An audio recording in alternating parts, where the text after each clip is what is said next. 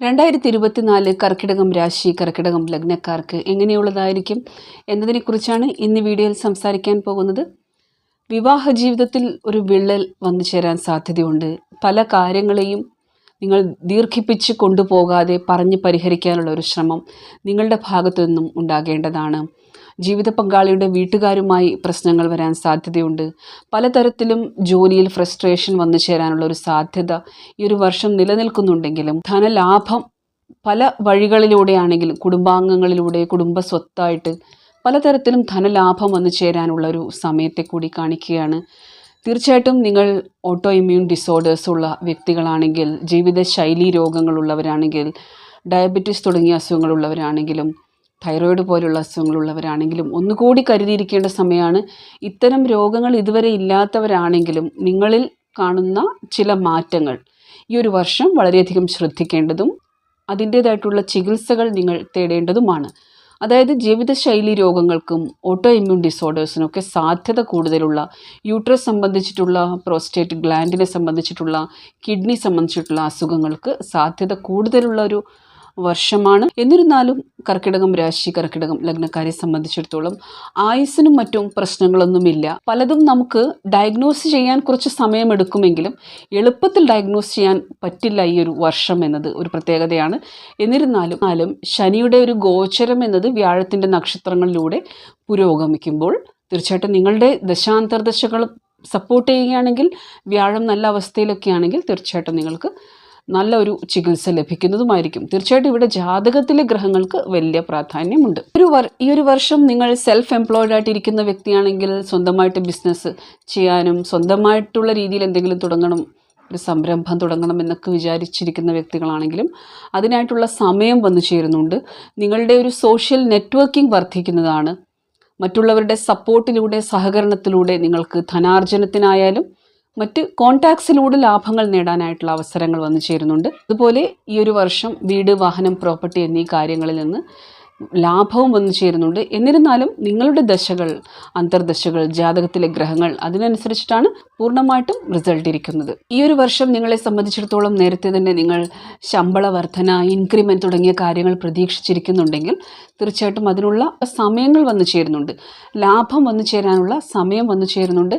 വിവാഹത്തിനായിട്ടുള്ള സമയങ്ങൾ വന്നു ചേരുന്നുണ്ട്. നിങ്ങളുടെ പ്രണയ കാര്യത്തിലും അതുപോലെ പ്രണയിനിയിലൂടെ നിങ്ങളുടെ ആ ഒരു സ്നേഹബന്ധത്തിലൂടെ, സുഹൃത്തുക്കളിലൂടെ ഒക്കെ നിങ്ങൾക്ക് ലാഭം വന്നു ചേരാനുള്ള സമയം കൂടിയാണ്.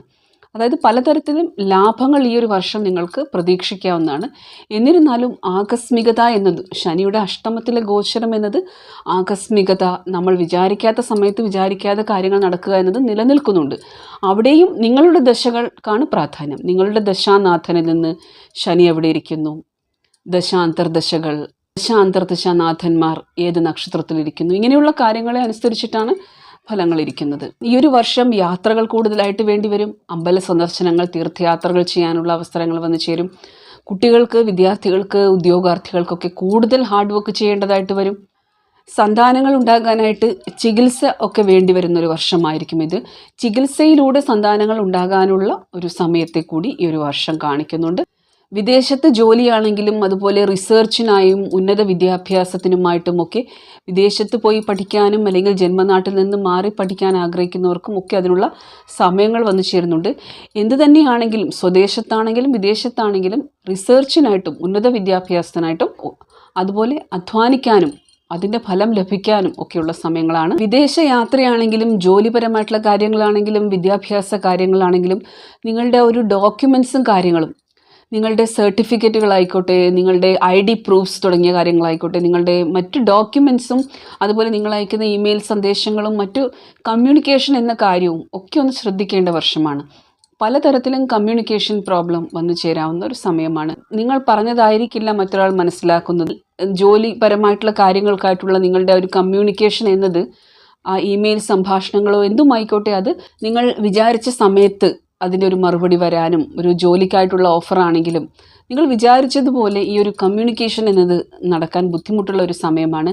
അതുപോലെ തന്നെ നിങ്ങളുടെ താഴെയുള്ള സഹോദരന്മാരുമായിട്ടും സഹോദരിമാരുമായിട്ടൊക്കെ ഒരു ഗ്യാപ്പ് വരാനുള്ള സമയവുമുണ്ട്. പലതരത്തിലും ജോലി സ്ഥലത്തും കമ്മ്യൂണിക്കേഷൻ പ്രോബ്ലം നിങ്ങളെ സ്വാധീനിക്കുന്നതായിട്ട് കാണാം. സംസാരം വളരെ സൂക്ഷിക്കേണ്ട ഒരു സമയമാണ്. ഇവിടെ വർഷത്തിൻ്റെ പല ഭാഗങ്ങളിലും ജോലിക്കായിട്ടുള്ള ഇൻ്റർവ്യൂകളിലൊക്കെ വിജയിക്കാനുള്ള സാധ്യതകളൊക്കെ ഉണ്ട്. അതുപോലെ നിങ്ങൾക്ക് ഇഷ്ടമില്ലാത്ത ബന്ധങ്ങളിൽ നിന്ന് മുക്തിയും ഈ ഒരു വർഷം നിങ്ങൾക്ക് ലഭിക്കുന്നതാണ്. പല കാര്യത്തിലും, അതായത് നിങ്ങളെ ബുദ്ധിമുട്ടിച്ചിരുന്ന നിങ്ങൾ മനസ്സുകൊണ്ട് വെറുത്തിട്ടും ഒഴിവാക്കിയിട്ടും നിങ്ങളെ നിരന്തരം ശല്യം ചെയ്യുന്ന ഒരു വ്യക്തി, ഒരു പ്രണയബന്ധമോ അല്ലെങ്കിൽ നിങ്ങളെ ബുദ്ധിമുട്ടിച്ചിട്ടുള്ള ഒരു ജീവിത പങ്കാളിയോ പലതരത്തിലൊരു മുക്തി ആഗ്രഹിക്കുന്നുണ്ടെങ്കിൽ ഈ ഒരു വർഷം ഇത്തരം കാര്യങ്ങളിൽ നിന്ന് ഒരു മോചനം തരുന്നതാണ്. ഇത്തരത്തിൽ മറ്റുള്ളവരുടെ ഇടപെടലിലൂടെ പല കാര്യങ്ങളും സോൾവ് ആകാനുള്ള ഒരു സാധ്യത വ്യാഴം കൊണ്ടുതരുന്നുണ്ട്. പ്രത്യേകിച്ച് പ്രണയബന്ധങ്ങളിലും സൗഹൃദങ്ങളിലും ഒക്കെ, പ്രോപ്പർട്ടി തർക്കങ്ങളിലായാലും പല തർക്കങ്ങളിലും വ്യാഴം മെയ് മാസത്തിൽ വരുന്നതോടുകൂടി പല കാര്യത്തിലൊരു സമാധാനം വ്യാഴം കൊണ്ടുതരാൻ ശ്രമിക്കുന്നതാണ്. എന്നിരുന്നാലും നിങ്ങളെ സംബന്ധിച്ചിടത്തോളം നിങ്ങളുടെ 6ാം ഭാവാധിപൻ കൂടിയാണ് വ്യാഴം. അതുകൊണ്ട് തന്നെ നിങ്ങളുടെ ജാതകത്തിലെ വ്യാഴത്തിൻ്റെ പൊസിഷൻ, നിങ്ങളുടെ ലഗ്നാധിപൻ ചന്ദ്രൻ, ഇവരുടെ ബലം, അതിനനുസരിച്ചിട്ട് ദശാന്തർദശാകാലങ്ങൾ, ദശാനാഥനിൽ നിന്ന് ഈ ഗ്രഹങ്ങൾ എവിടെ ഇരിക്കുന്നു, ഇത്തരം കാര്യങ്ങളൊക്കെ അനുസരിച്ചിട്ടാണ് ഫലം ഇരിക്കുന്നത്. ജനറലി പറയുകയാണെങ്കിൽ ഒരു സമാധാനം തരാൻ, ടോക്സിക് ആയിട്ടുള്ള ബന്ധങ്ങളിൽ നിന്ന്, ഒരു ടോക്സിക് റിലേഷൻഷിപ്പിൽ നിന്ന് മുക്തി തരാനായിട്ട് വ്യാഴം ശ്രമിക്കുന്നതായിരിക്കും. ഇവിടെ നിങ്ങൾ പുതിയതായിട്ട് വഴക്കുകളും കലഹങ്ങളും സൃഷ്ടിക്കാതിരിക്കുക, അത്തരം കാര്യങ്ങളിൽ ഇടപെടാതിരിക്കുക, മറ്റുള്ളവരുടെ റിലേഷൻഷിപ്പ് കാര്യങ്ങളിലും മറ്റുള്ളവരുടെ കലഹങ്ങളിലും നിങ്ങൾ മധ്യസ്ഥം പറയാനോ ഇടപെടാനോ പോകാതിരിക്കുക എന്നാണ് ഒരു കാര്യം എന്നത്. മറ്റൊന്ന്, നിങ്ങളുടെ ബന്ധം കഴിയുന്നതും കോംപ്രമൈസ് ചെയ്യേണ്ടി വരുന്ന ഒരു അവസ്ഥ, വ്യാഴത്തിൻ്റെ ദൃഷ്ടി എന്ന് പറയുമ്പോൾ തീർച്ചയായിട്ടും നിങ്ങൾക്ക് കോംപ്രമൈസ് ചെയ്യേണ്ടതായിട്ട് വരും. അതായത് പല കാര്യങ്ങളിലും നിങ്ങൾ കുനിഞ്ഞു കൊടുക്കേണ്ടതായിട്ട് വരുന്നൊരു വർഷം കൂടിയാണ്. അത് നിങ്ങൾ ഈ അടുത്തായിട്ട് എടുത്തിട്ടുള്ളൊരു തീരുമാനമാണെന്ന് വിചാരിക്കുക. ഒരു വ്യക്തിയിൽ നിന്ന് മോചനം വേണമെന്നത്, അത് പലതരത്തിലും മറ്റുള്ളവരുടെ സപ്പോർട്ടോടു കൂടി പറഞ്ഞ് പരിഹരിക്കാനുള്ള സമയം വന്നു ചേരുന്നതാണ്. അതല്ലാതെ ദീർഘകാലമായിട്ട് നിങ്ങളെ വേദനിപ്പിക്കുന്ന, നിങ്ങൾ വേണ്ടാന്ന് വയ്ക്കുന്ന രീതിയിലുള്ളൊരു ബന്ധമാണെങ്കിൽ അതിൽ നിന്ന് മുക്തി തരാനും ഈ വ്യാഴത്തിന് കഴിയുന്നതാണ്. പക്ഷേ അതിൻ്റെയൊക്കെ തീവ്രത എന്നത് ഇവിടെ വൃശ്ചികത്തിലേക്കാണ് രാഹുവിൻ്റെയും ശനിയുടെയും വ്യാഴത്തിൻ്റെയും ഇൻഫ്ലുവൻസ് ഉള്ളത്. അവിടെ വ്യാഴം എന്നത് നിങ്ങളുടെ 6ാം ഭാവാധിപനുമാണ്, അതേപോലെ 9ാം ഭാവാധിപനുമാണ്. അതുകൊണ്ട് ഈ വ്യാഴത്തിൻ്റെ പൊസിഷൻ എന്നത് നിങ്ങളുടെ ജാതകത്തിൽ ഏത് നക്ഷത്രത്തിലാണ് വ്യാഴം ഇരിക്കുന്നത്, നക്ഷത്രാധിപൻ എവിടെ ഇരിക്കുന്നു, അങ്ങനെയുള്ള കാര്യങ്ങളെ ദശാനാഥനിൽ നിന്ന് ഗോചരത്തിലെ ഗ്രഹങ്ങൾ എവിടെ ഇരിക്കുന്നു എന്നതിനൊക്കെ അനുസരിച്ചിട്ടാണ് ഫലങ്ങൾ വരുന്നത്. പക്ഷെ ജനറലായിട്ട് പറയുകയാണെങ്കിൽ നിങ്ങൾക്കിത് ചെറിയ പ്രശ്നങ്ങളിൽ കോംപ്രമൈസ് ചെയ്യാൻ നിങ്ങളെ പ്രേരിപ്പിക്കുകയും മറ്റുള്ളവരുടെ അഡ്വൈസൊക്കെ നിങ്ങൾക്ക് ലഭിക്കുകയും അതുപോലെ വലിയ പ്രശ്നങ്ങളിൽ നിന്ന് നിങ്ങളെ മോചിപ്പിക്കാനും ഈ വ്യാഴത്തിന് കഴിയുന്നതായിരിക്കും. വിദ്യാഭ്യാസ കാര്യങ്ങളിലൊക്കെ പുരോഗതിയും റിസർച്ചിനും PhD ഒക്കെ എടുക്കുന്നവർക്കാണെങ്കിലും ഒക്കെ നല്ല സമയങ്ങൾ വന്നു ചേരുന്നുണ്ട്. നിയമവുമായി ബന്ധപ്പെട്ട് പ്രവർത്തിക്കുന്നവർക്കും ഒക്കെ നല്ല സമയങ്ങൾ വന്നു ചേരുന്നുണ്ട്. നിങ്ങൾക്ക് ചില നിരാശകളൊക്കെ കൊണ്ടുതരുന്ന ഒരു വർഷം കൂടിയാണെന്ന് എടുത്തു പറയാം. അതുകൊണ്ട് തന്നെ ചന്ദ്രൻ്റെ ലഗ്നമായിട്ടുള്ള കർക്കിടകം ലഗ്നം, കർക്കിടകം രാശി എന്നത് തീർച്ചയായിട്ടും ആ ചന്ദ്രനെ പോസിറ്റീവായി കൊണ്ടുപോകാൻ ശ്രമിക്കേണ്ടതാണ്. ശിവാരാധന ചെയ്യുന്നത് ഒരുപാട് ഗുണം ചെയ്യുന്നതാണ്. ഓം നമഃ ശിവായ മന്ത്രങ്ങൾ ഗുണം ചെയ്യുന്നതാണ്. ഭഗവാന് ജലധാര, ക്ഷീരധാരയൊക്കെ ചെയ്യുന്നതും ഗുണം ചെയ്യുന്നതാണ്.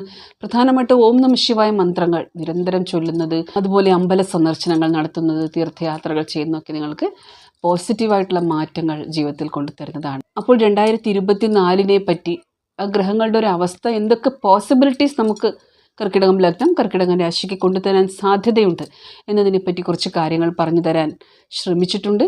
വീഡിയോ ഇതുവരെ കണ്ടതിന് ഒരുപാട് നന്ദിയുണ്ട്. ചാനൽ ഇതുവരെ സബ്സ്ക്രൈബ് ചെയ്തിട്ടില്ലാത്തവരാണെങ്കിൽ ചാനൽ സബ്സ്ക്രൈബ് ചെയ്ത് കാണുക. നിങ്ങളെനിക്ക് തരുന്ന സ്നേഹത്തിനും സപ്പോർട്ടിനും ഒരുപാട് നന്ദിയുണ്ട്. ഇനിയും നിങ്ങളുടെ സഹകരണം പ്രതീക്ഷിക്കുന്നു. Thank you so much for watching the video. ഓം നമഃ ശിവായ.